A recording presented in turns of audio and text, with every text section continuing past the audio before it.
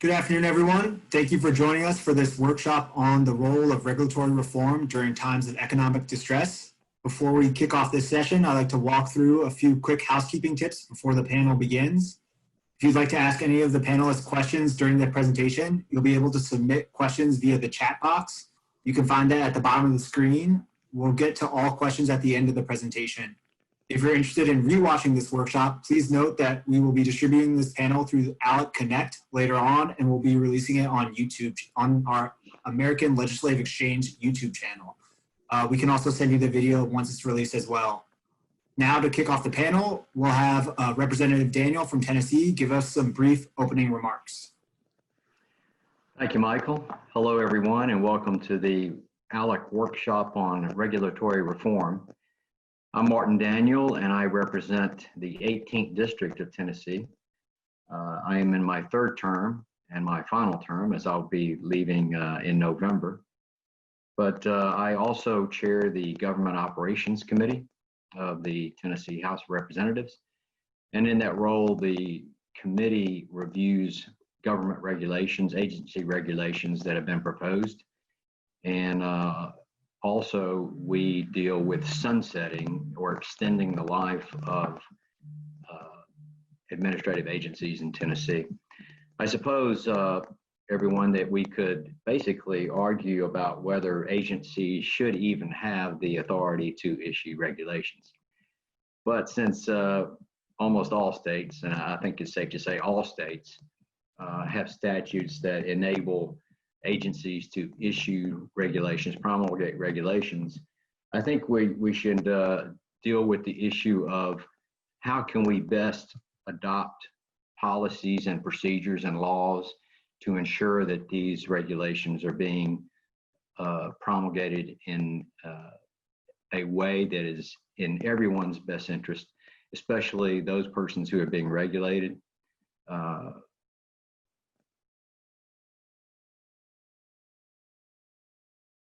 Regulations are often promulgated. I think everyone would agree that we could not function without our good agency employees.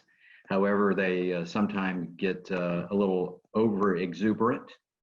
Obviously, they want to ensure that they protect their position and that they're needed in the future. And it is our duty as legislators to ensure that they don't get out of hand with regard to the regulatory process. Certainly, this is important to ensure that small businesses feel like they can start and prosper in our states. And we want to ensure that these agencies are not inadvertently interfering with our free market system. So given that, I just wanted to, before we meet our panel of experts, I just wanted to talk about a few of the things that we're seeing in Tennessee here, and many of them I have been involved with regard to regulatory reform. First, a few years ago, when I arrived at the legislature, I was looking at the Administrative Procedures Act. And I think all of us can agree that the Administrative Procedures Act is the basis of agency authority, and it's also the basis of agency restrictions. So when I look at the way to make government smaller, I especially look at the APA and ways to rein in the powers of administrative agencies as to make them more accountable. So a few years ago, I think 4 years ago, we sponsored legislation that removed the inherent power of administrative agencies to issue regulations. Surprisingly, that was right there in the beginning of the APA in Tennessee. We removed that so that there is no presumption of inherent powers to administrative agencies to issue regulations. We also made more specific the criteria that the Government Operations Committee, our Rule Review Committee, shall consider when they look at agency rules and regulations. So, for example, we set forth several items of criteria that should guide the committee when they look at rules and regulations, such as the rule has to be clear and understandable. It cannot adversely affect small businesses. It cannot impact constitutional rights of individuals. It should not impose unnecessary financial burdens on those that are regulated. And the agency must show, it bears the burden of showing that the regulation is for the health, safety, and welfare of the public. So another item that we were trying to get past this year, but we were interrupted by the COVID crisis. I had a bill that would provide for an automatic sunset of rules and regulations after 8 years.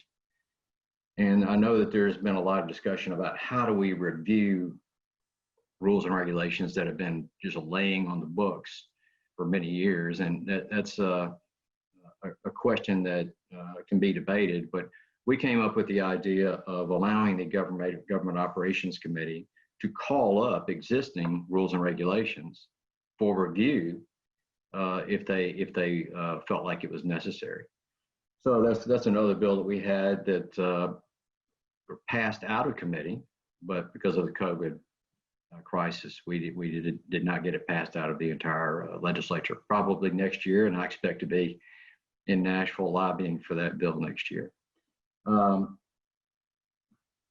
Another item that we have addressed is with regard to rulemaking. Of course, the APA provides that agencies must provide notice and must conduct a rulemaking hearing.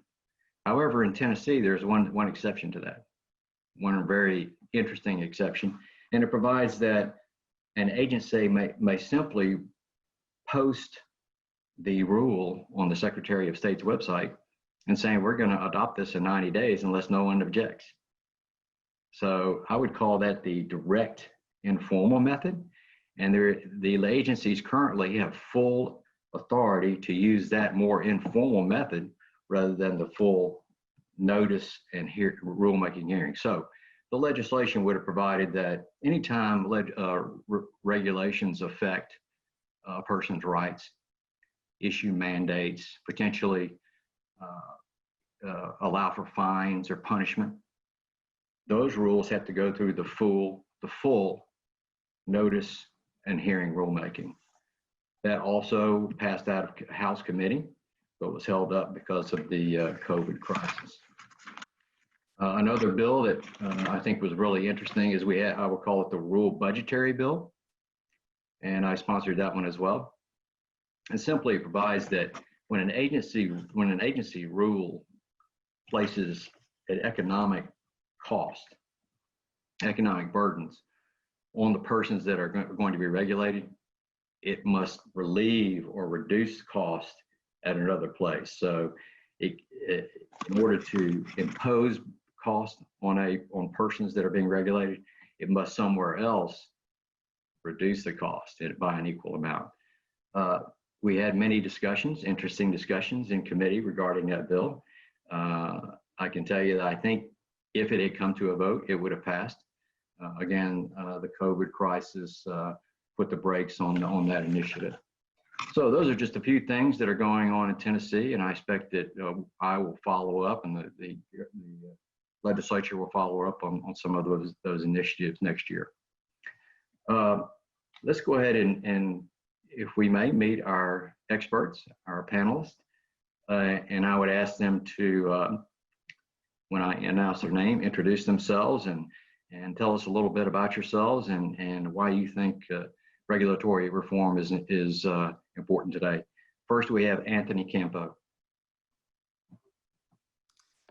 Thank you, Rep. Daniel. Thanks to Alec and all of you for being here today. It's great to join you for this important conversation. I'm Anthony Campo. I'm from Michigan.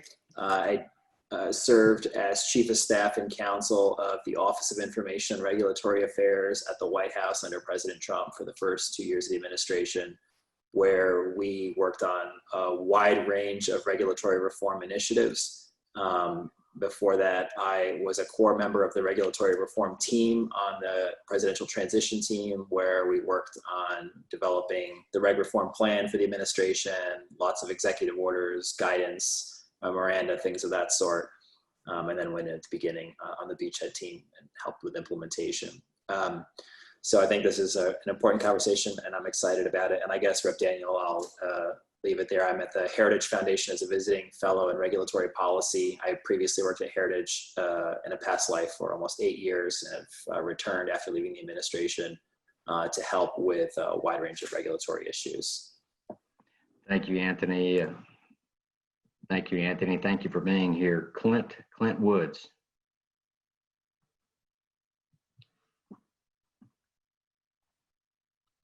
Thanks so much for having me. Thank you, Representative Daniel, and thanks to Alec and other panelists. So my name's Clint Woods. I'm a policy fellow on regulations for Americans for Prosperity. I joined the team just last February after serving for the last couple of years as the Deputy Assistant Administrator for Air and Radiation at the U.S. Environmental Protection Agency. So one of those over-exuberant agencies that the Representative Daniel mentioned. I think EPA is certainly in that category. Before that, I served for several years as the Executive Director of a group called the Association of Air Pollution Control Agencies, so representing state and local environmental agencies like the Tennessee Department of Environment and Conservation, and working on various EPA rulemaking activity. Before that, spent some time on Capitol Hill, as well as with Alec's Energy, Environment, and Agriculture Task Force. So really excited for the opportunity to be with you all. Thank you, Clint. Daniel Dew. Yeah, I'm Daniel Dew. I'm the Legal Policy Director at Pacific Legal Foundation. Prior to my time here, I was at the Buckeye Institute in Columbus, Ohio, where we worked on a lot of regulatory reform. A long time ago, I was at the Heritage Foundation in the Legal Center there, and spent some time working with energy companies in a highly regulated space. And it really emphasized the impact that overregulation can have on businesses. So I'm excited to be here and talk about this important issue. Thank you, Daniel. Let's go back and begin with Anthony. And what would you say are the biggest regulatory reform challenges that have been experienced in other states and at the federal level, and how were they overcome? How were they addressed? Thanks, Representative Daniel. So I guess, the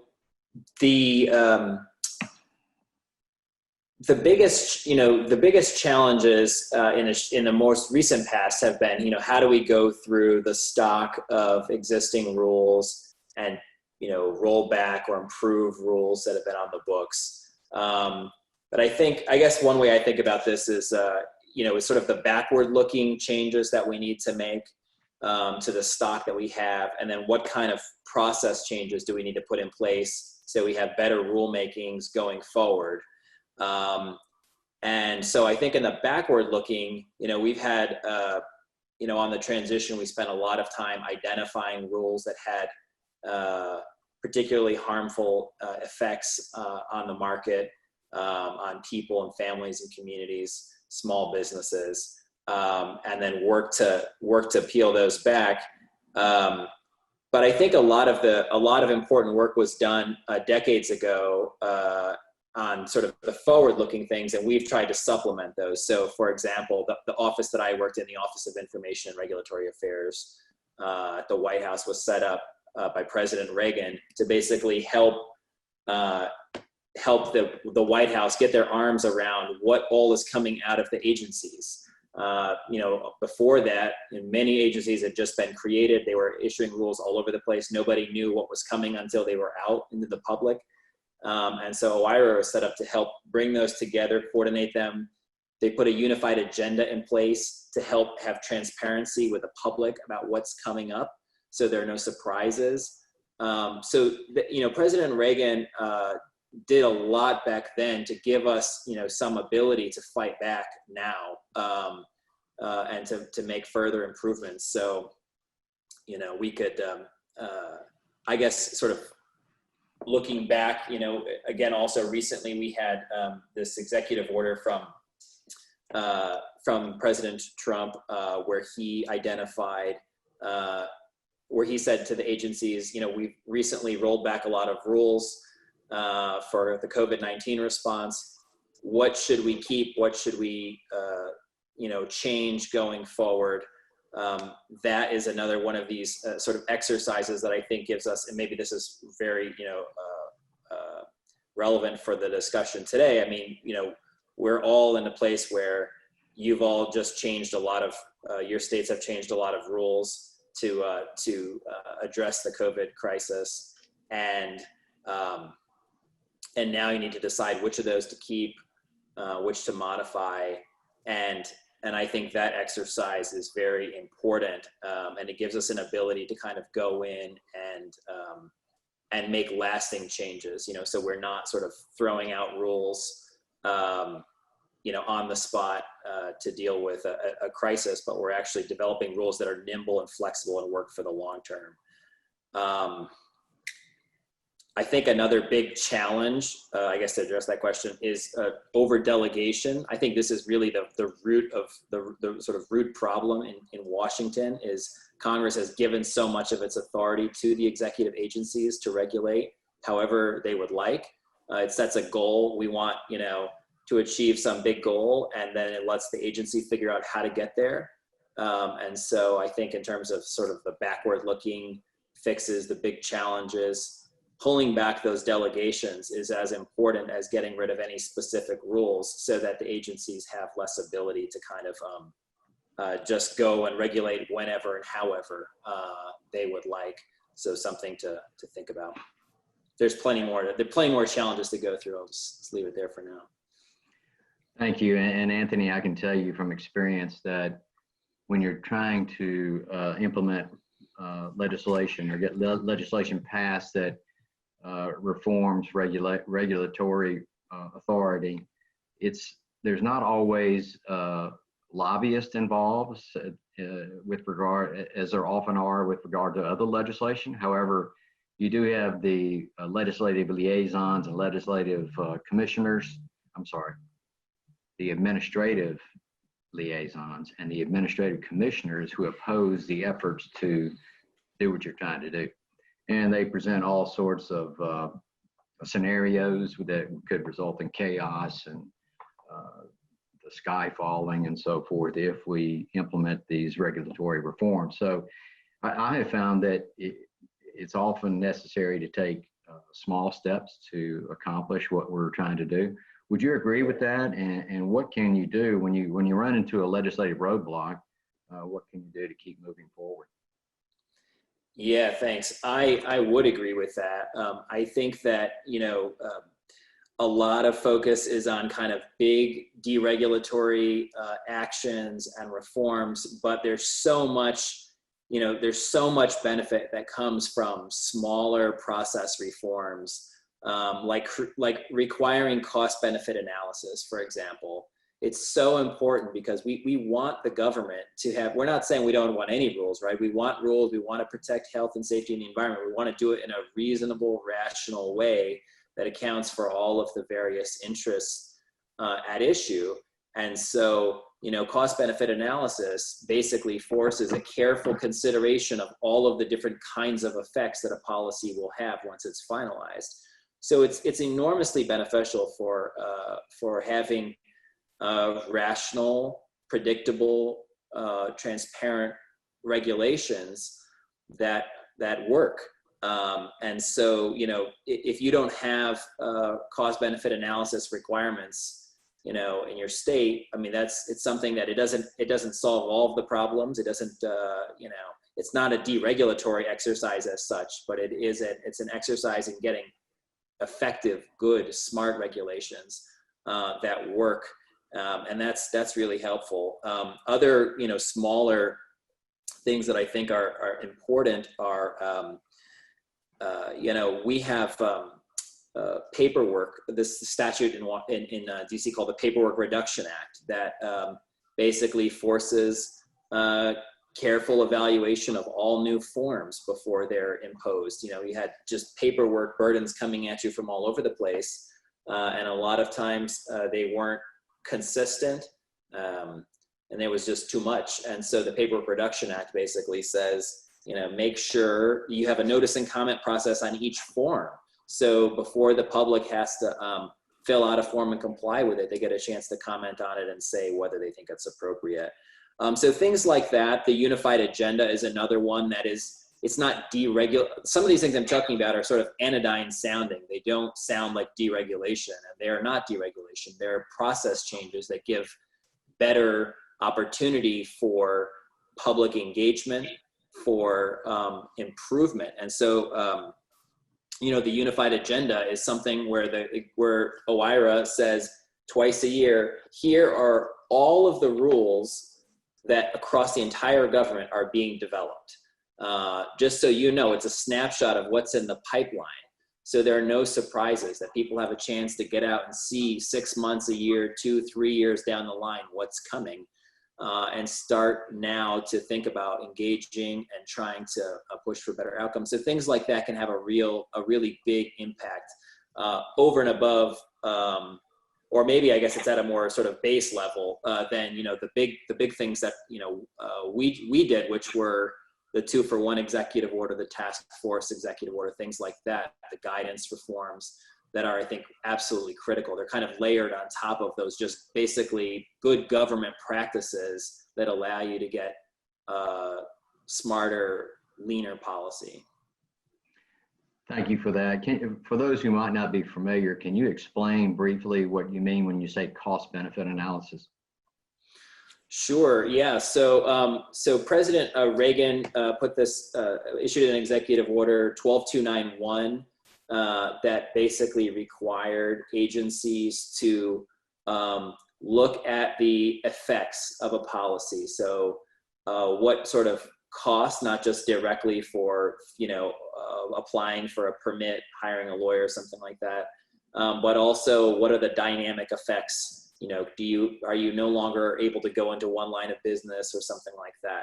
Accounting for all of the different costs, benefits, and transfer effects. Transfers are flows of government dollars in one direction or another.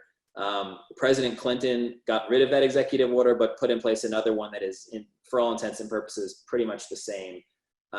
It's very good. There's a corresponding circular from the Office of Management and Budget called OMB Circular A4 that provides the framework for the federal government, and it's very good. And there's a lot of buy-in from kind of across the philosophical spectrum on these things, which I think is important for making them durable for the long run.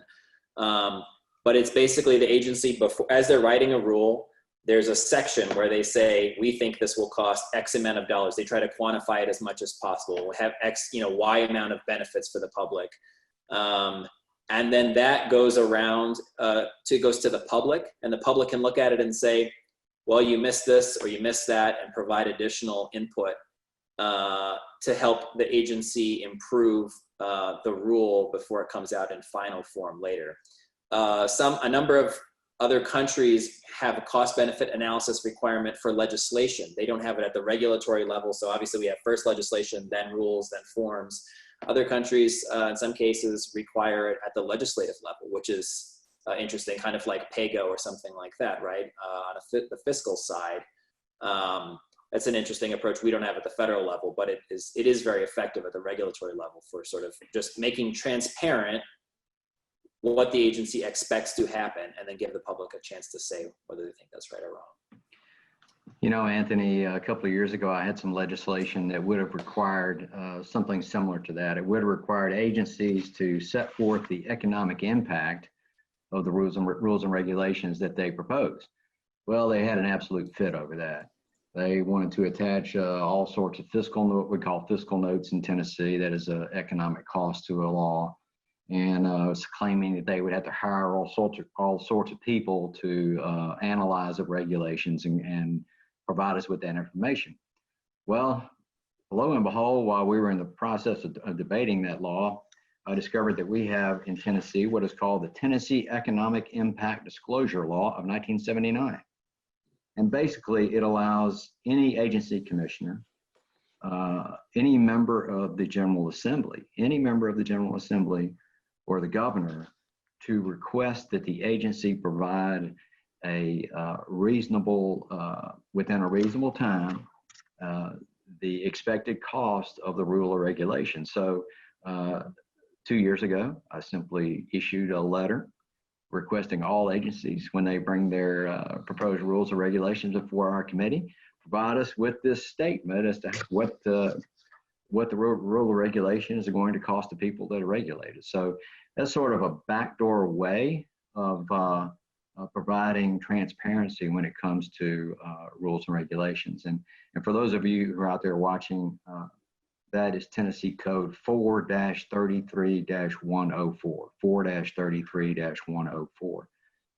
Well, Rep. Daniel, I just want to say that's exactly what we did at the beginning of the administration. As we said, you know, we have all these things that we affirmatively want to do and put in place, but let's just inventory first all of the tools that we have already at our disposal that maybe haven't been used in a long time. One that I was going to hit later is there's an executive order on federalism, for example, that requires the federal government to consider the impacts of every rule on state and local governments and their rules and systems and how they operate, and tribes. And basically it has been ignored for many years, but it's never been rescinded, but it's there. And it's an important way for folks around the country to participate in the conversation at the federal level about rules. So there are a lot of things like that we found that were already in place that really hadn't been used or hadn't been used in the way we thought we could use them to make improvements. We took very, boring sounding paperwork processes and turned them into, meat grinders in a lot of ways, right? And so, I mean, I think that's a really interesting note that you made, and I think we found that to be very helpful. So that's great. Anthony, what other smaller reforms have you learned that can be effective to create a very big impact when it comes to regulatory reform? Well, we took, part of what we've tried to do is, once you have a program set up for kind of centralized review and analysis and coordination like OIRA, what you find is a lot of activity, basically what is basically regulatory activity, starts to bleed out in all other parts of the government in different forms. So it's not a regulation, it's a guidance. It's an adjudication that agrees to a new way forward on the policy. It's a speech in some cases, right? There are all sorts of ways that policy is set by executive branch officials that sort of circumvents the normal process, because the normal process is very deliberate, methodical, careful, and it produces policy that everyone is bought into. And sometimes the agencies, while being very well-intentioned, they're narrowly focused on their mission, and they don't realize that, there may be 2 or 3 adjacent agencies, let's say, that have overlapping authorities, jurisdiction, mission, that are in conflict. And by not coordinating those and pulling them together, you can have huge problems. So we looked at, what can we do to get that quasi-regulatory activity into the process? So it's, is it deregulation to require guidance to go through process? No, I don't think so. But it has a very salutary effect, which is you don't get, substantive, legal rights and obligations changed through processes that don't really respect kind of core constitutional rights, which is, what the Administrative Procedure Act is an attempt to do. It attempts to basically, in the legislature, if people want to tell you what they think, they'll tell you what they think, right? They'll go to you, they'll come to your office, they'll write you letters. But in the executive branch, who do you go to? How do you impact the policy? This is what the notice and comment process is for. It's an attempt to make rulemaking kind of more like the legislature, where you get an opportunity to have your voice heard. But when agencies go around that and they just issue guidance and things without getting people's views, it's pretty damaging. So we looked for all those kind of activities, and we use a number of mechanisms to basically just force them into the process. So it's very low-key stuff that people don't really pay attention to, but it has a big effect to say you can't just issue a guidance document on your own behalf. That's a rule. We look at the effect, not what you call it. Well, you know, in Tennessee, we actually have in statute the distinction between policy and regulation. We felt that was necessary because the administrative agencies were circumventing the rulemaking process. Let's move on to Clint and with the Americans for Prosperity. Thank you, Anthony. Clint, in response to COVID-19, state and federal governments have taken important steps to suspend or eliminate regulations. Those might be related to healthcare and licensing and that sort of thing. What are the best ways that you see that we can lock in this regulatory relief?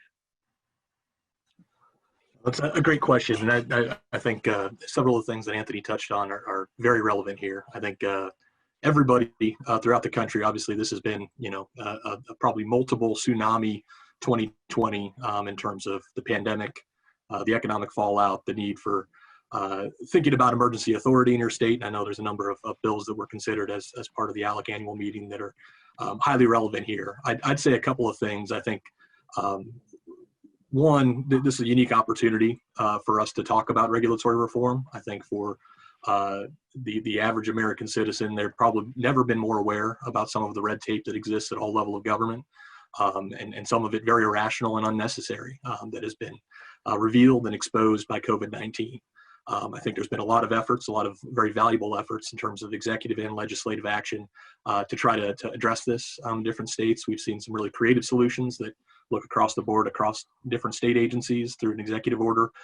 We've seen, I think, quite a few suspensions and waivers. And I think as many of our colleagues in the center-right community have noted, most of those rules that have been suspended or waived in this time of emergency, we should ask legitimate questions about whether or not they need to exist in the future, whether they were needed in the first instance or when they were enacted decades earlier. And so I think there's a unique opportunity to talk about red tape in a way that we always haven't had an example at the tip of our tongues that didn't touch off, potentially controversial topics. I think there's also the highest level of skepticism about the way government makes science-based decisions than we perhaps ever had. People are very legitimately asking questions about how we examine the state of the science, how we look at economics, how we consider who is or who is not an essential business or worker. That really lends itself to having a conversation about more fundamental regulatory reforms. Anthony touched on a few of the, I think, very positive efforts that have taken place in the Trump administration. I think there's been a couple of executive orders that have been issued since the March timeframe that I think provide very helpful contours for what states may want to look at. One was executive order, it was 13924 related to regulatory relief in response to the pandemic. And it really called on federal agencies to do three things, pretty basic things. One is to consider whether or not they wanted to permanently lock in some of those regulatory waivers and suspensions and decisions that had been taken in response to the pandemic. We think that makes a lot of sense. Secondly, calling them to go further.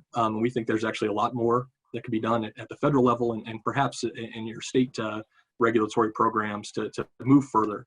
So we took a look, for example, at a number of federal environmental statutes that in many ways keep us from building things in this country. I know there's been a lot of discussion in the last few weeks about the administration's efforts to modernize the National Environmental Policy Act regulations. But that's just one of many federal red tape statutes that really keep us from building, whether it's skyscrapers or hospital beds or bridges or pipelines, and identified that for virtually all of those important statutes and ultimately regulatory requirements, there were pretty broad emergency exemption provisions provided, and everything from our federal prevailing wage requirements under Davis-Bacon, under the National Historic Preservation Act that often holds up infrastructure projects, the Jones Act that restricts the ability to ship to certain ports, the renewable fuel standard that mandates the amount of biofuels in our gasoline supply, the ways in which the Federal Communications Commission issues licenses, a really wide swath of statutes and requirements that keep us from doing things in the country have very broad provisions that allow, when an emergency has been declared, when it's found to be in the paramount interest of the country, or in times of economic hardship, the ability to suspend or rescind those provisions. So we think there's a lot more to do there.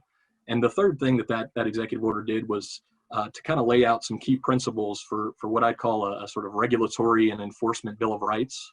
One of the things that I think this administration's done a really good job at, and I know a number of states have taken a look at, is the arbitrary nature of a lot of enforcement when it comes to our regulatory agencies. You may have a very well-written regulation that seems to provide for equal rights across the economy and provisions that make sense in response to an act of the legislature. They're often unevenly applied. And more often not impact disproportionately the least fortunate among us, the small businesses and rural homeowners. And we've certainly seen the ways in which Clean Water Act permitting requirements have been abused and often not applied towards those entities and industries and trade associations and companies that may have an army of lawyers and lobbyists. So I think all of those are the right impulses in terms of not only locking in some of these important changes, but really thinking further about how you can use that enthusiasm for regulatory reform to structurally reduce red tape and systematically take a look at past regulations and ones that may be enacted in the future. So I think, as Anthony touched on, there's a real opportunity to not only shift the focus from that retrospective healthcare and social distancing focus of a lot of discussion about red tape reduction in response to COVID-19, but to expand that focus and to look further and forward to the way that our regulatory agencies operate and opportunities to tap into some of those bottom-up solutions, and as well as the need for greater legislative accountability when it comes to our regulatory system at the state and federal level. Thank you. So I think you touched on one of the subject of my next question, and that is, does the pandemic offer an opportunity for us to engage different persons and organizations and special interest groups with regard to regulatory reform? I think that's exactly right. I think there's probably, in these discussions, there's a lot that can become abstract and pretty wonky and boring when you talk about the administrative code in a particular state or some of the provisions. And I'm sure there's not that many members of the public that necessarily would want to tune in to a discussion in the abstract. But I think it's really pointed to some particular topics that we've seen tremendous success in connecting our grassroots activists at Americans for Prosperity with regulatory reform. So that includes topics like occupational licensing, which obviously we've seen underscored by some of the needless red tape at the state level that restrict healthcare practitioners from practicing across state lines. But also, the folks that may or may not have been deemed an essential business in response to COVID-19, but some of the unnecessary training and licensing requirements for everyone from barbers to florists. And really an opportunity to speak to people about red tape in a way that connects with folks that may not have considered, executive orders going back decades. I also think one area that we're heavily focused on, and I think there'll be some announcement from the administration in the not too distant future on this front, is some of the very, very burdensome land use and zoning regulations that we've seen in the housing sector that have substantially contributed to unaffordable housing in many of our metropolitan areas. And while many of those are at the city and county level, they're the result of the devolution of authority from state legislatures, and the need perhaps to rethink some of those regulations. I think for, in many ways, COVID-19 and people being locked down in their own houses, I think have led to a level of empathetic engagement, realizing that there's many in our country whose jobs are not as certain as they thought they were going to be 6 months ago, and who are impacted in a very regressive way by any increases in their energy bills, in the cost of food, and the ability to transition and be socially mobile in new careers. And so I think there's really an opportunity as folks have perhaps taken stock of the ways in which all levels of government impact their daily lives as they've been locked down with their families, to tap into some of that untapped demand for regulatory reform. And I think it goes back to something that Anthony, I think, really articulated well, which is that there's a lot of different ideas, and I know a number of the legislatures on this call have engaged in different parts of regulatory reform. There's a lot, if you ask anyone who's ever participated in this space, they can probably give you their top 2 or 3 or maybe 10 or 12 ideas for how to improve the regulatory system at different levels of government. And I think one of the reasons there's so many good ideas out there is they fit together. And I think Mike just had linked to a piece that we put together that just kind of looks at kind of puzzle pieces. And I've been had to think a lot more about jigsaw puzzles because I've got a 2.5-year-old who in these times of COVID has discovered that she likes jigsaw puzzles. But the ways in which the improvements to the regulatory process that are forward-looking connect to red tape reduction, and then the need for thinking about who and how we systematically evaluate our regulations, whether it's cost-benefit analysis, sunsetting requirements to more frequently take a look at those things, as well as engage the legislature in that administrative process, and the way those pieces all fit together. And so I don't think there's a perfect regulatory reform bill out there, but we've certainly seen a number of states take important steps that we'd be happy to provide some more details on, and steps that I think are reflected largely in some of the updated ALEC model legislation that we strongly encourage states to think about as they consider a comprehensive and connected approach to regulatory reform. Thank you, Clint. And Daniel, I think that you have some model legislation that you're going to tell us about and tell us why it's a good time for these reforms. But before we get to those, I just have one question. Will a governor sign a law that is going to limit his or her emergency powers? That is a good question. We see a lot of places where governors will veto such legislation. And so I think that's why it's important to have those conversations with the governor's office as these things are being crafted, and see if there's a way you can work out to give some things the same time that you're trying to limit power. And hopefully you have some good principled governors out there who see that this is a real separation of powers issue. And that leads me into what I really want to talk about. And I think that Clint did a great job describing why people are going to be engaged. I mean, if you think about it, over the course of this year, 312 million people in the United States at some point were under stay-at-home orders. That's a lot of people who are impacted. And it really is a separation of power issue because, to my knowledge, most of the instances I'm aware of, the legislature was not involved anywhere in those decisions. And it's led to, high unemployment rates, and we've seen these other huge impacts, but the legislature has been left out of those discussions. And, I don't want to say, I don't want to comment on whether, the orders have been wise or unwise, but the point is that we have 3 branches of government that should be involved in making those decisions. And I do want to talk about 3 specific pieces of model legislation that are in various steps in the ALEC process that I think will help address a lot of the issues that we've seen. The first is the Emergency Power Reform Act, which is being referred to a joint working group. I encourage people to get involved in this, but it would really deal with the powers that a governor has, emergency powers that a governor has. It doesn't grant any additional power, but it's a backstop to existing power. So it would require the governor have a compelling public health or safety purpose to use the emergency power. It has to be narrowly tailored.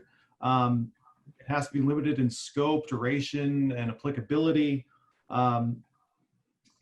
If an order infringes on a constitutional right, there are additional limitations.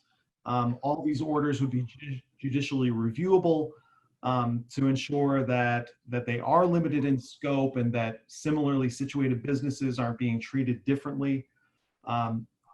Orders would expire in 5 days unless the legislature is in session and has time to debate these things. Nevertheless, they would all expire in 30 days unless they were rescinded earlier or the legislature ratifies them through joint resolution. So really putting that backstop on government's powers and getting the other 2 branches of government involved. The other with Another problem that I think Anthony and Clint both talked about, and that's unnecessary regulation.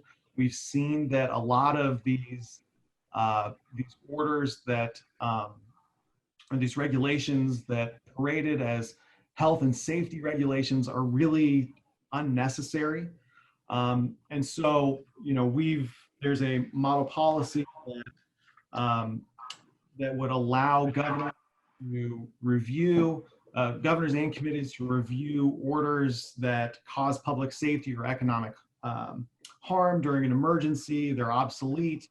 They're no longer enforced. They conflict with other laws, overly burdensome, unnecessarily infringe on individual rights. And it allows the governor or agency to suspend those laws. And then depending on, you know, if the state has a JCAR or some other committee, either that committee or the legislature can ratify or reject those suspensions. And then finally, I'll mention the Judicial Deference Reform Act, which Representative Daniel was kind enough to be our public sector sponsor for.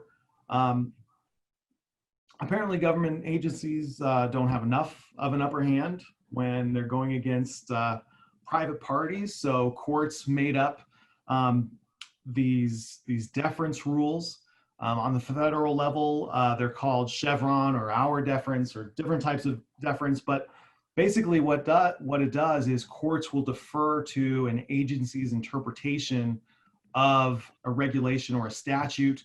And many states have adopted that rule as well. So this would change that. The first part of the reform would have judges review statutes and regulations de novo. That's not a novel idea. I mean, that goes back to Marbury versus Madison. It is the court's job to say what the law is. But the second step is unique. It goes a little bit further than other reforms we've seen in places like Florida or Arizona, because there are times when a statute is still ambiguous. And what do you do in those circumstances? We have rules for that in other contexts. In baseball, the tie goes to the runner. In contract law, an ambiguous provision is interpreted most favorably to the non-drafting party. In criminal law, we have the rule of lenity, where ambiguous criminal laws are interpreted in favor of the accused. This reform would create a presumption of liberty and limited government. So if there is an ambiguous statute or regulation, it would be interpreted most favorably to the regulated or private party. So taking that principle that's wrapped in our law and applying it to other places. So Pacific Legal Foundation was the private sector sponsor of each of those, and we would be happy to work with any legislators who want help adapting those for their particular states. That's a great piece of legislation. And Daniel, last year I had a House joint resolution that urged our courts to not follow our and Chevron deference. In retrospect, I wish I had put it into statute. I offered it in the way of a House joint resolution out of respect for our separation of powers. But I think now that if I had to do it over again, we would take it. We would have offered a bill to put it in statute. And I think that's when we had the House joint resolution last year, it encountered very little resistance. So I think that's a pretty easy piece of legislation to pass, and it has far-reaching effect. That's certainly something that I would urge all legislators to take a look at. With regard to the emergency power statute, I made a note earlier while you were talking. Here in Tennessee, our esteemed governor has extended the emergency order until the end of August. And the Supreme Court has latched onto that and issued orders requiring attorneys to do various things when they come to court, such as wear a mask and that sort of thing. They're claiming that the emergency power statute enables them to do that. So apparently they think they derive their power from the governor just issuing these orders of of a state of emergency. So that might be something to look at when everyone is looking at ways to reform their emergency power statutes. Michael, I think we want to open it up for questions now, if we have any. We have one question from Ed Emery, and the question is, given the public risk aversion displayed by the general public during COVID, how likely are we to see public demand for more protections? Are you seeing any reversal of the trend to depend on government to protect us from every harm? Panelists, any thoughts? I have a quick thought about that. I think that I'm originally from Ohio, and I think it's very interesting. At the very beginning of the pandemic, Governor DeWine had very high marks and a high approval rating. But the longer that things went on, that has slowly crept down. And I think that there was a lot of fear at the beginning, and there was a lot of, people were very supportive of his executive orders, but that has grown less popular as time has gone on. And I think that people are becoming more skeptical of government taking power and trying to protect everybody in every instance. And I just add, and I think that's a great question, Senator Emery. I just say, I think we've seen, including from some very blue states, some very quick, bare necessity, basic necessity regulatory reforms. States like New York, and individual metropolitan areas pulling back their plastic bag bans. Certainly anything that has limited the ability to deliver food, and right after that, it seems like in every state, liquor seem to be the top priorities for folks when it comes to the pandemic response. So I do think there's a little bit there. We've seen some polling that suggests that, in the recent months, obviously, COVID-19 has dominated folks' general interpretation of risk around them. But as a result, we've seen somewhat of a drop in some of the things that traditionally have, I think, caused irrational concerns as sort of a series of hobgoblins, as H.L. Mencken said, to justify government intervention.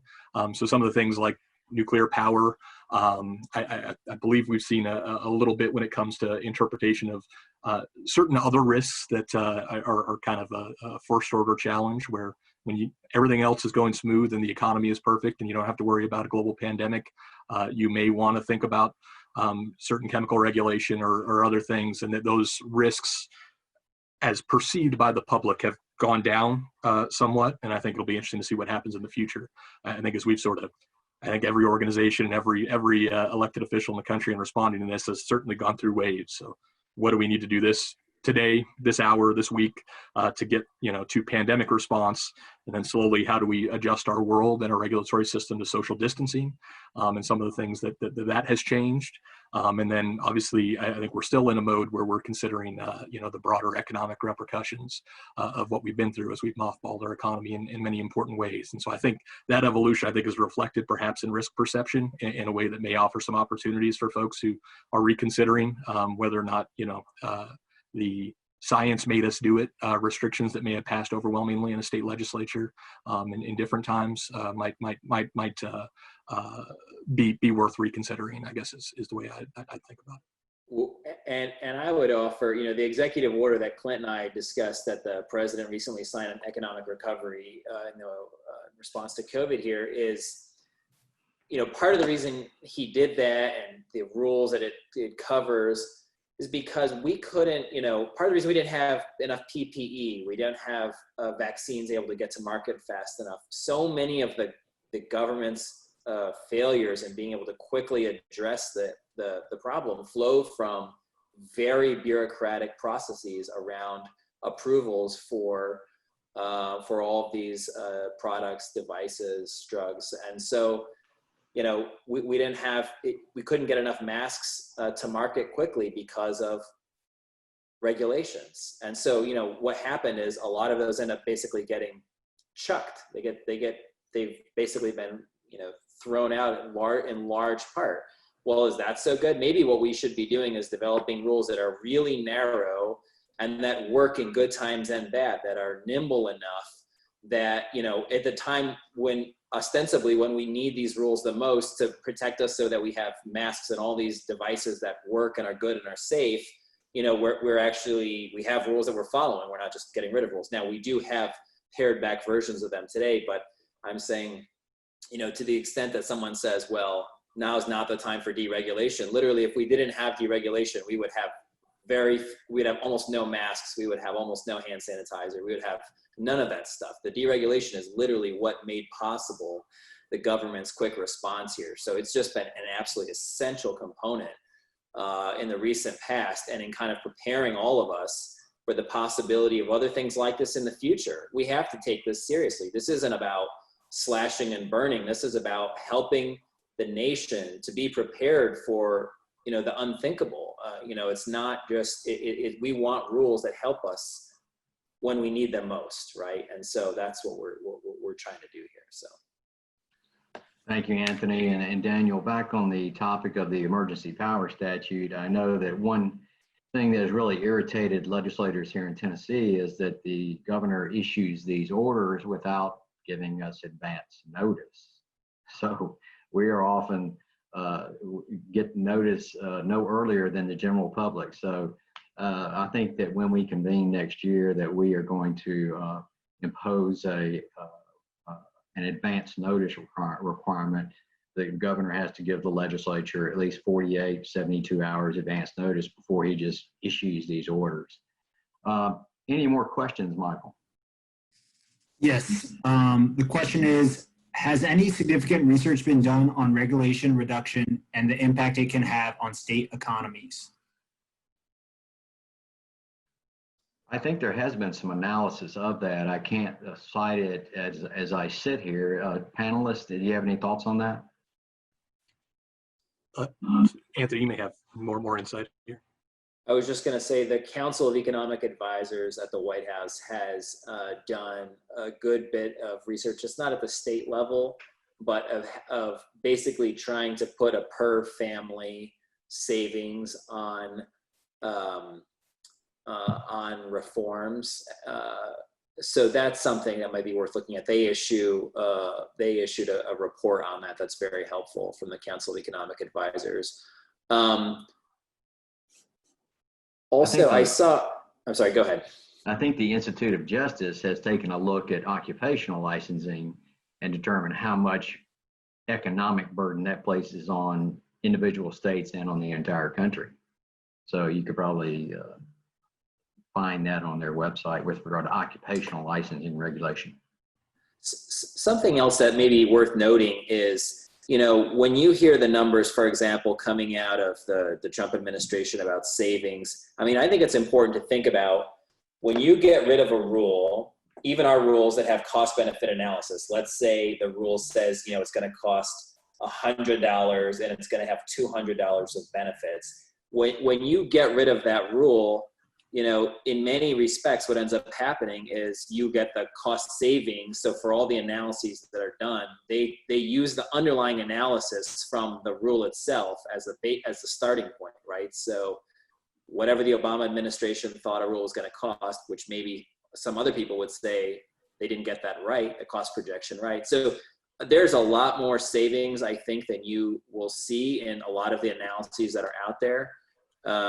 And so this is why I think some of the reporting, I remember seeing a piece from the New York Times on this, where basically the analyses that had been done, indicated that there was some, and we had it at a wire, we had analyses of the amount saved every year. We've saved billions of dollars of costs every year at the federal level with the deregulation efforts.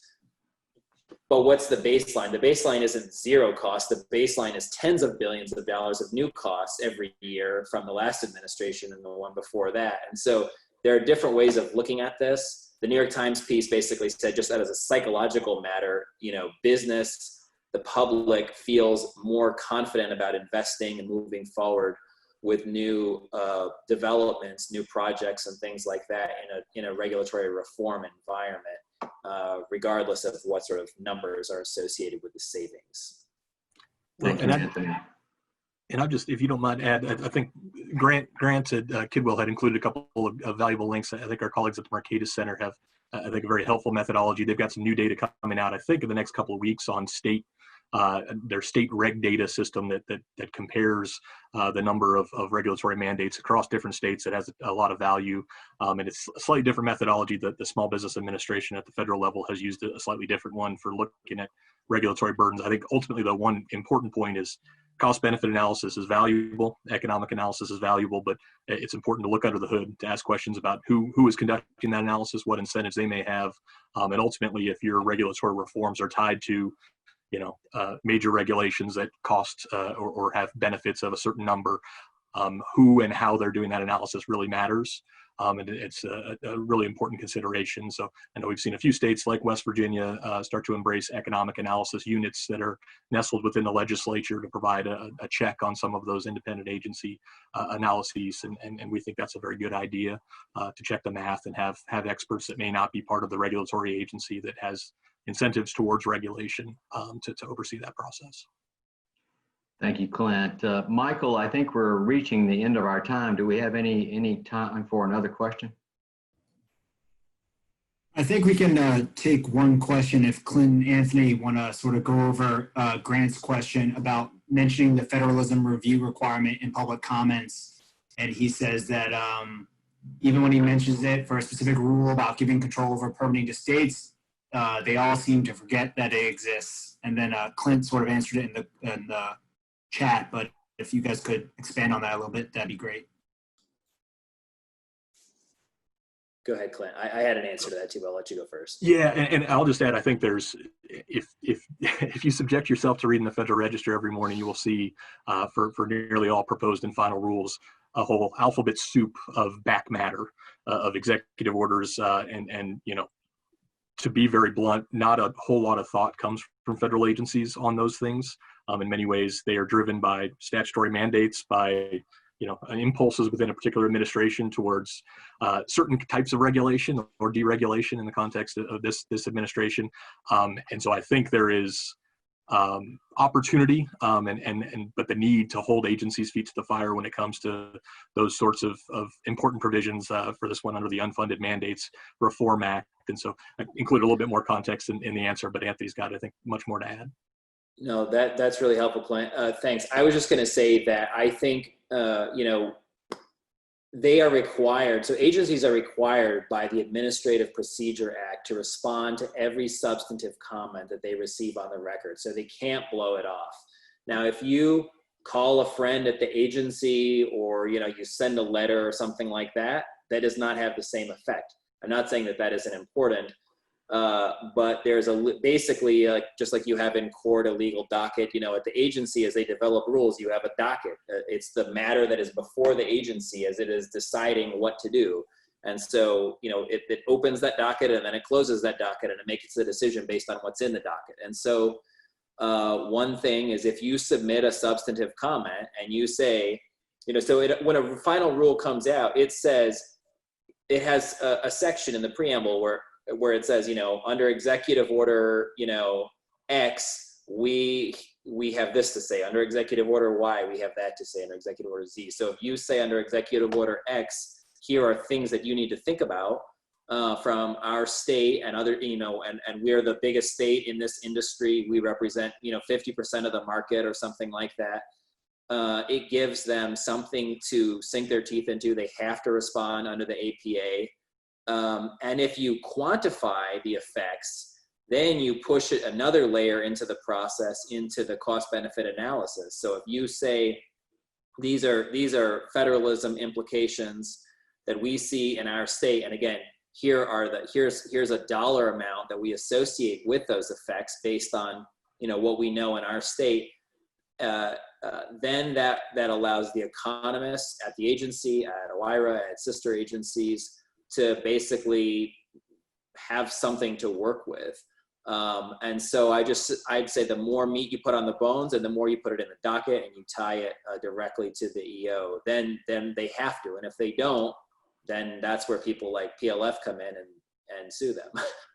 So I'll leave it there. Thank you, Anthony. I think we have reached the end of our time. Panelists, Anthony Campo and Clint Woods, Daniel Du, thank you very much for your time, and thank you everyone for watching. Michael, any final comments? We'll be sending around a follow-up email with everyone in attendance, with some of the referenced research and some of the material from all of the panelists. Thank you everyone for joining us today, and hope everyone has a great rest of the day. Have a good day. Thank you. Bye.